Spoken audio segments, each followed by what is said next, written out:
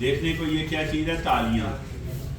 لیکن بیسیکلی انسان boost up ہوتا ہے. ہر آدمی خواہش کرتا ہے میری عزت کی جائے. آپ خواہش کرتے ہیں آپ کی عزت کی جائے؟ بالکل اسی طرح میری بھی بہت خواہش ہوتی ہے، بلکہ آپ سے کئی گنا زیادہ میرے اندر یہ خواہش پیدا ہوتی رہتی ہے کہ اللہ میری عزت کرے، ہے نا، میرا کوئی احترام کرے، میرا کوئی لحاظ کرے.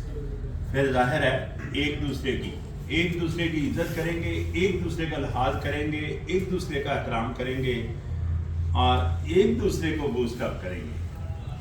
ایک دوسرے کو ظاہر ہے داد دیں گے.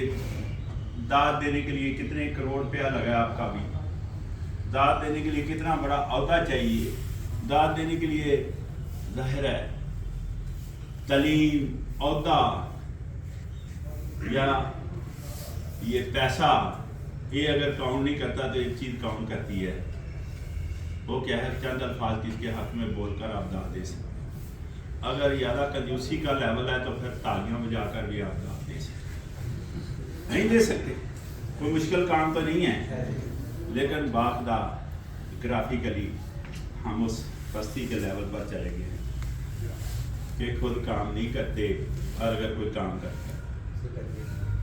کام کرتا ہے اس کو داد نہیں دیتے. داد کے بارے میں تھوڑا سا کنجوسی سے کام دیتے ہیں، داد نہیں دیتے.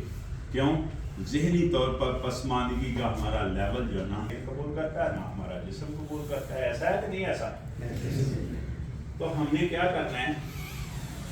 دیکھیں ایک سسٹم آیا 1849 میں، انگریز نے برصغیر پر قبضہ کر لیا اور اپنا ایک سسٹم دیا.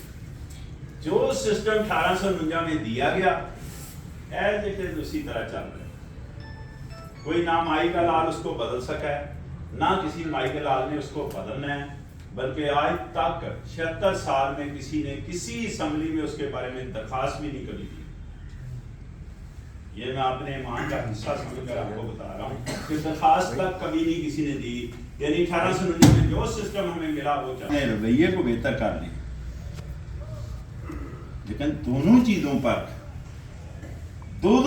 پر دو ایسے فیکٹر ہیں جن کا امپیکٹ ہے ہماری سوچ پر، ہمارے رویے پر. دو فیکٹر ایسے ہیں جن کا امپیکٹ ہے. نمبر 1 انوائرمنٹ کا امپیکٹ ہے ہماری سوچ پر بھی، ہمارے رویے پر بھی. اور دوسرا فیکٹر کون سا ہے؟ وہ دوسرا فیکٹر ہمارا دل. یہ دل کہتے ہیں دل پر بات ہوگی، دل سے بات ہوگی، دل کی بات ہوگی. کہتے ہیں نا یہ بہت بڑا فیکٹر ہے. جو سافٹ ویئر ہم سمجھتے ہیں وہ سافٹ ویئر دل میں ہے، دماغ میں نہیں، دل میں ہے. یعنی یہ چیز کمانڈ کر رہی ہے ہماری سوچ کو، ہمارے دماغ کو یہ چیز کمانڈ کر رہی ہے. ہم آج تک یہی سمجھتے ہیں کہ دماغ شاید کہیں کنٹرول کر رہا ہے، دل کنٹرول کر رہا ہے. دل میں کیا چیزیں موجود ہیں جس کی وجہ سے ہمیں فیس کرنا پڑتا ہے؟ دل میں ہمارے پاس بغض موجود ہے، شر موجود ہے، دل میں نیگیٹیوٹی موجود ہے، دل میں شک و شباب، وہم و گمان موجود ہے. کہتے ہیں نا پھر تو دل ہی کالا ہو گیا. پہلے ایک نقطہ کالا، پھر دوسرا، پھر تیسرا، پھر چوتھا، پھر پورا دل ہی کالا ہو گیا. یہ دل کا ہے. یہ ساری چیزیں خواہشات دل سے جنم لیتی ہیں، یہ سارے خیالات دل سے جنم لیتے ہیں. یہ دل دو طرح کا کام کر رہا ہے. ایک تو آئے دن خواہشات اس سے جنم لے رہی ہیں، خیالات جنم لے رہے ہیں، اور ایک یہ اسٹور ہاؤس ہے ہمارے والدین جو جینیٹیکل فیکٹر تھا، جو جینز سے والدین کے، ان کی بھی بڑی ڈاڈی ترجمانی یہ کرتا ہے. جینز کیا ہے؟ Circulation of blood in our body by the parents. والدین کی طرف سے جو ہماری رگوں میں خون ہے، جس کو وراثت کہتے ہیں. وراثت جائیداد کسی کا نام نہیں ہے، صرف وراثت جو ہمیں والدین سے انٹیک کی ہے، وہ وراثت ہے ہماری. وہ کیا ہے؟ Circulation of blood in our body by the parents. والدین سے جو کریکٹر ہمیں ملے ہیں. یہ تو بڑے آرام سے ہم کہہ دیتے ہیں کہ بیماریاں جو نا والدین سے آئی ہیں. میرے والدین کو بلڈ پریشر تھا، مجھے بھی ہے. میرے والدین کو بلڈ شوگر تھی، مجھے بھی ہے. یہ جی والدین سے بیماریاں آئی ہیں. والدین سے بڑے آسانی سے آپ کو نظر آ رہا ہوتا ہے بیماریاں شفٹ ہو رہی ہیں. کبھی آپ نے سوچا یہ کریکٹر بھی اسی طرح شفٹ ہو رہے ہوتے ہیں؟ اور اس کا میجر اسٹور ہاؤس کہاں ہے؟ دل. اسی وجہ سے تو بزرگان دین نے اس پر بہت زور دیا دل پر. انہوں نے کر لا، بابا بلے شاہ کہتے ہیں کر لا دل کی صفائی. اگر آپ کو اللہ چاہیے، رب کو، اللہ کو حاصل کرنے کے لیے کیا پہلا نقطہ بتایا؟ دل کی صفائی. دل کی صفائی.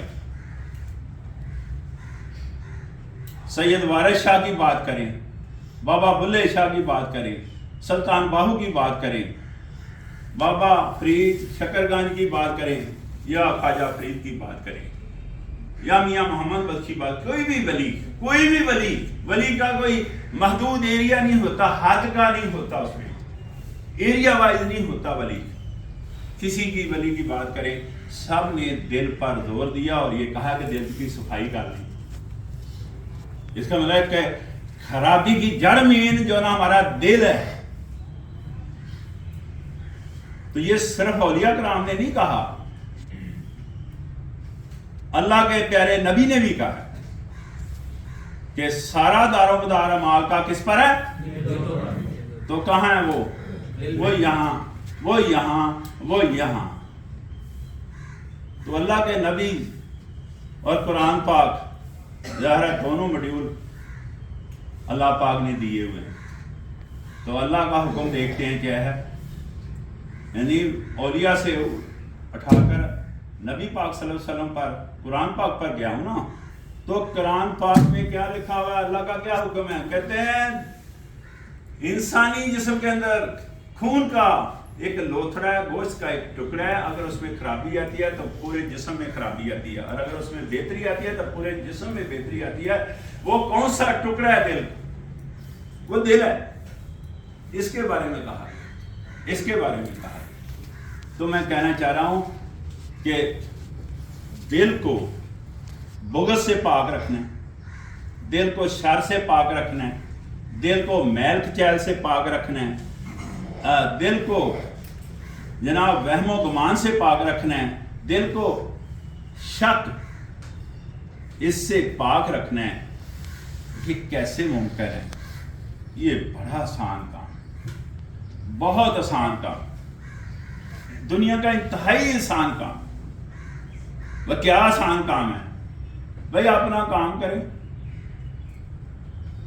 بہت بڑا کوئی فلسفہ تو نہیں ہے اس میں. میں نے بتایا اپنا کام کریں، اپنے کام میں مگن ہو جائیں.